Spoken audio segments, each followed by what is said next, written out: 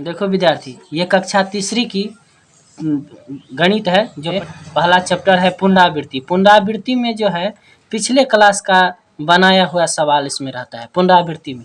तो इसमें जो है पहला चैप्टर में देखो 1 नंबर प्रश्न क्या कहता है कि किसी संख्या को लिखने के लिए हमारे पास अंकों की कुल संख्या कितनी है।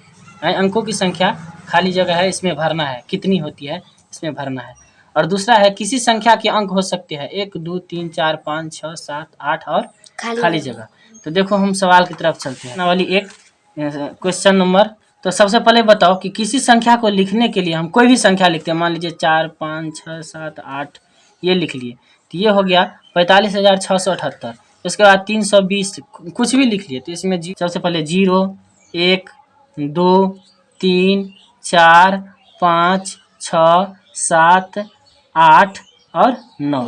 इसी सब संख्या का किसी भी संख्या को लिख लो, यही केवल इसी संख्या का यूज होगा। हाँ, मान लीजिए हम 4,320 लिखते हैं तो कौन आया, यही तो 4 आया ना, यही 3 आया ना, यही 2 आया और यही 0 आया। तो हम कोई भी संख्या लिखेंगे तो इसी का काम होगा।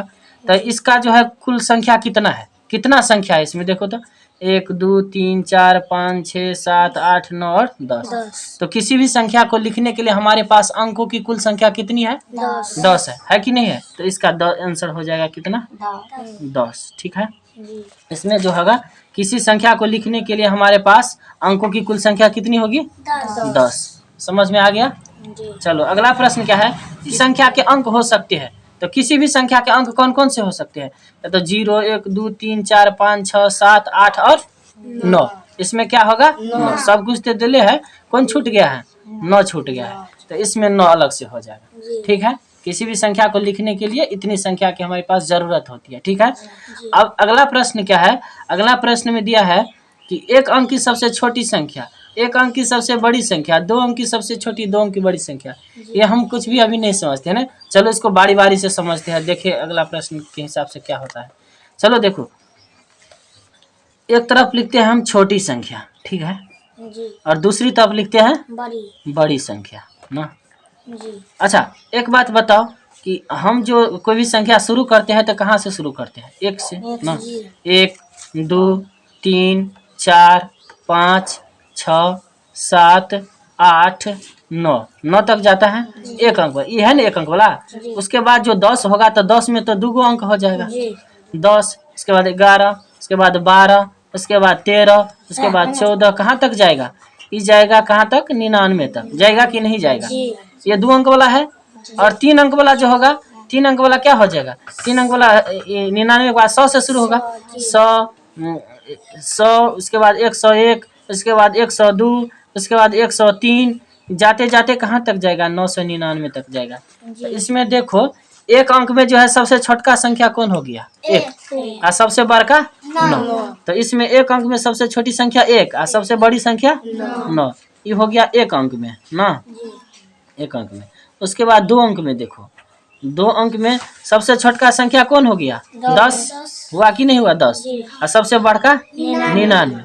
अब चलो 3 अंक में देखें, 3 अंक में सबसे छोटका संख्या कौन है, 100 है कि नहीं, 100 है, और सबसे बड़का संख्या कौन है, 999 है ना। इसमें क्या देखा, इसमें देखो क्या हुआ, सबसे 1 अंक की सबसे बड़ी संख्या 9, एगो ना, 2 अंक की बड़ी संख्या 2 ना, 3 अंक की बड़ी संख्या 3 गो 9, तो 4 अंक की बड़ी संख्या 4 गो 9 होगा कि नहीं। और सबसे छोटी संख्या क्या देखो, इस 1 अंक की सबसे छोटी संख्या 1, 2 अंक के 1 पे एगो 0, और 3 अंक में 1 पे 2 गो 0, तब ना 100 मिला के 3 हुआ, 1 2 3 सभी मिला के 3 हुआ कि नहीं हुआ। अंक पूरा होना चाहिए ना, एगो तो 1 हो जाता है, एगो 0 मिला के 2 गो पुड़ गया कि नहीं पुड़ गया। इसमें जो 3 अंक में है तो 2 गो 0 एगो 1 मिला के 3 अंक में हुआ कि नहीं हुआ। तो इसी प्रकार 4 अंक में हम एगो 1 दे देते हैं, उसके बाद 3 गो 0 बच जाएगा ना, 1 2 3 ना। 4 अंक की सबसे छोटी संख्या 1 पर 3 गो 0, 3 अंक की छोटी संख्या 1 पर 2 गो 0, 2 अंक की छोटी संख्या 1 पर एगो 0, 1 अंक की छोटी संख्या 1 पर कोई 0 नहीं ना। इसमें एगो है, इसमें 2 गो, इसमें 3 गो, इसमें 4 गो। समझ में आ रहा। तो इसी प्रकार 5 अंक की जो संख्या है, 5 अंक में कितना 0 होगा, 4 गो 0। 5 अंक की सबसे छोटी संख्या कितना हो गया, 1 लाख, 10,000, 5 अंक की छोटी संख्या कितना हो गया 10,000। 4 अंक की छोटी संख्या 1,000। 3 अंक की छोटी संख्या 100। 2 अंक की छोटी संख्या 10। अब बड़ी की बात करें तो 1 अंक की बड़ी संख्या एगो 9, 2 अंक की बड़ी संख्या 2 ठो 9, 3 अंक की बड़ी संख्या 3 ठो 9, 4 अंक की बड़ी संख्या 4 ठो 9। इसी को अगर पढ़ेंगे तो 9 हो गया 99 हो गया 9 से 99 9,999। इसी प्रकार 5 अंक की बड़ी संख्या कितना होगा 5 ठो 9 होगा कि नहीं। 5 अंक की बड़ी संख्या 5 गुण 9, 5 गुण 9 को हम क्या पढ़ेंगे 99,999 होगा कि नहीं होगा। चलो तो इसी तरह से समझ में आ रहा है। तो 1 अंक की सबसे छोटी संख्या कितना 1 ना। 1 अंक की छोटी संख्या 1। 1 अंक की बड़ी संख्या 9। 1 अंक की बड़ी संख्या 9। 2 अंक की सबसे छोटी संख्या 10। 1 पर एगो 0 ना। 2 अंक की बड़ी संख्या 2 गो 9 ना। 3 अंक की सबसे छोटी संख्या 1 पर 2 गो 0 ना 100 हुआ कि नहीं हुआ। देखो ना 2 अंक की बड़ी संख्या 99। 2 अंक में है ना 99। 2 अंक की बड़ी संख्या 99 और 2 अंक की छोटी संख्या 10 हुआ कि नहीं हुआ। 3 अंक में सबसे छोटी संख्या 100। 3 अंक में बड़ी संख्या 999 होगा कि नहीं होगा। 3 अंक में सबसे छोटी संख्या 100। 3 अंक में सबसे बड़ी संख्या कितना 999। 3 गो 9 ना। यानी छोटी की बात करें तो 1 पर ध्यान देना और बड़ी की बात करें तो 9 पर ध्यान देना। ठीक है ये हो गया। ठीक है अब चलो अगला क्वेश्चन क्या है।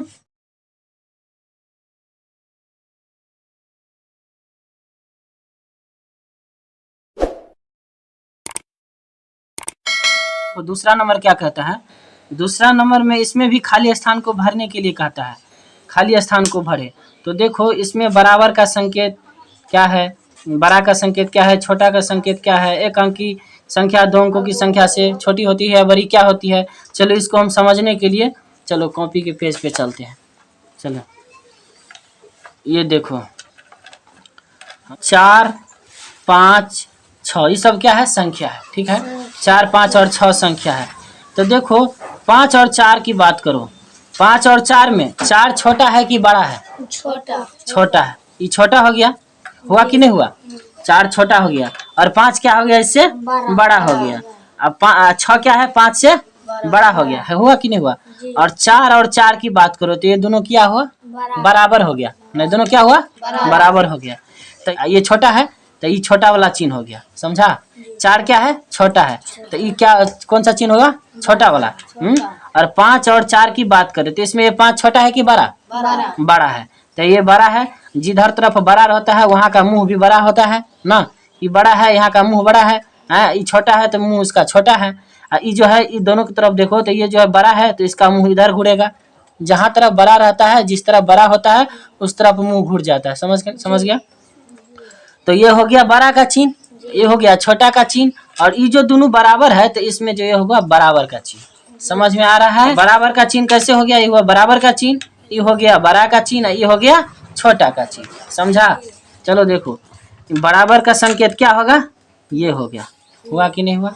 बड़ा का संकेत क्या हुआ ये हो गया है। बड़ा में बायां तरफ मुंह खुला रहता है। बड़ा में बायां तरफ मुंह खुला रहता है और छोटा में दायां तरफ मुंह खुला रहता है। ठीक है छोटा का संकेत क्या हो गया ये हो गया। समझ में आ रहा है। अब देखो 1 अंक की संख्या 2 अंकों की संख्या से क्या होती है। 1 अंक की संख्या 2 अंकों की संख्या से क्या होती है। तो देखो ये हो गया 1 2 3 ये हो गया 1 अंक वाला संख्या। ये हुआ ना 1 अंक वाला संख्या। और 10 11 और 12 ये सब क्या हो गया 2 अंक वाला संख्या हुआ कि नहीं हुआ। यह है 1 अंक वाला संख्या, यह है 2 अंक वाला संख्या। तो 1 अंक वाला संख्या जो है 2 अंक वाला संख्या से क्या हुआ छोटा कि बड़ा बड़ा। 1 अंक वाला छोटा हुआ। 1 अंक वाला संख्या 2 अंक वाला संख्या से छोटा होता है ना। तो इसमें भी तो यही कह रहा है कि 1 अंक की संख्या 2 अंकों की संख्या से छोटी होती है ना। 1 अंक की संख्या 2 अंकों की संख्या से छोटी होती है। इसमें क्या होगा छोटी। 1 अंक की संख्या 2 अंकों की संख्या से छोटी होती है और 2 अंक की संख्या 1 अंक की संख्या से बड़ी होती है। नहीं होती है। 2 अंक की संख्या 1 अंक की संख्या से बड़ी होती है नहीं होती है। तो इसमें लिख देंगे क्या बड़ी लिख देंगे। ठीक है अच्छा चलो किसी संख्या के ठीक बाद की संख्या प्राप्त करने के लिए हमें अगर 5 है अगर इससे आगे वाला संख्या निकालना है तो इसमें क्या करना पड़ेगा 1 जोड़ना पड़ेगा।